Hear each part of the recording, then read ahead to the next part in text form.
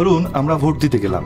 আমাদের দেশে সাধারণত আমরা যেভাবে ভোট দিই সেটি হলো, যে প্রার্থী সর্বাধিক ভোট পায় সে জয়ী হন। মানে একজন প্রার্থী যদি 10,000 ভোট পায় আর অন্যজন 9,000 ভোট পায়, তবে মাত্র এক ভোটের ব্যবধানে হলেও 10,000 ভোট পাওয়া প্রার্থী আসন জিতে যাবে। অন্য প্রার্থীর 9,000 ভোট পুরোপুরি হারিয়ে গেল। একে বলে এফপিটিপি সিস্টেম। এখন আসুন দেখি পিআর পদ্ধতি ব্যাপারটা কিভাবে কাজ করে। পিআর পদ্ধতির মূল কথা হলো, পিআর পদ্ধতিতে ভোট শুধু ব্যক্তিকে নয়, মূলত দলকে দেওয়া হয়। এর ওপর যে দল যত শতাংশ ভোট পায় সেই অনুপাতে সংসদে বা পার্লামেন্টে তারা আসন পায়। একটা উদাহরণ দিই, ধরুন একটি সংসদে মোট 100টা আসন আছে। যদি কোনো দল মোট ভোটের 40% পায়, তবে তারা সংসদে প্রায় 40টা আসন পাবে। আরেক দল যদি 25% ভোট পায়, তাহলে তাদের ভাগে আসবে 25টা আসন। কেউ যদি 10% ভোট পেলে তারা পাবে 10টি আসন। মানে এখানে ভোট নষ্ট হওয়ার সুযোগ কম, কারণ সবার ভোটই আনুপাতিক হারে আসনে রূপান্তরিত হয়। আমাদের দেশে সরাসরি সংসদ নির্বাচনে এখনো এফপিটিপি সিস্টেম চালু আছে, তবে নারী সংরক্ষিত আসন বন্টনে পিআর সিস্টেম ব্যবহার করা হয়।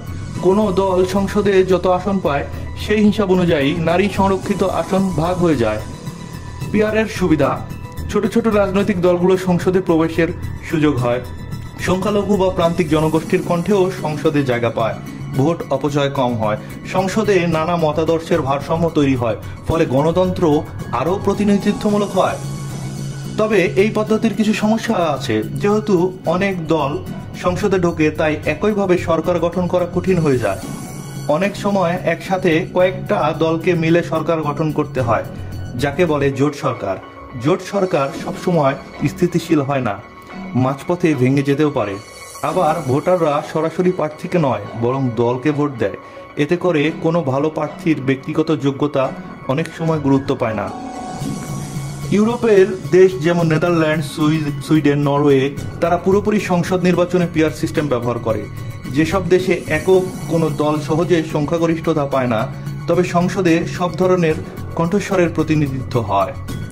আমাদের দেশে প্রচলিত এফপিটিপি সিস্টেমে বড় দলগুলো বেশি সুবিধা পায়, ছোট দলগুলো প্রায় হারিয়ে যায়। আর পিআর সিস্টেমে প্রত্যেক দলের ভোটের মূল্য থাকে, সংসদ অনেক বেশি বৈচিত্র্যময় হয়। এখন প্রশ্ন হলো, কোনটা ভালো? আসলে এর নির্দিষ্ট কোনো উত্তর নেই। যদি আপনি চান শক্তিশালী একক দলীয় সরকার যেখানে সিদ্ধান্ত দ্রুত হবে, তাহলে এফপিটিপি ভালো কাজ করে। আর যদি চান সবারই কণ্ঠস্বর শোনা হোক, ছোট দলগুলোও প্রতিনিধিত্ব থাকুক, তাহলে পিআর সিস্টেম বেশি কার্যকর।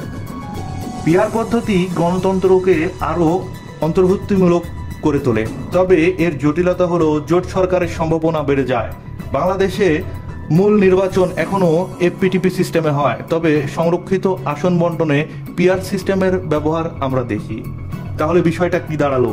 পিআর মানে হলো প্রত্যেক ভোটের আনুপাতিক মূল্য।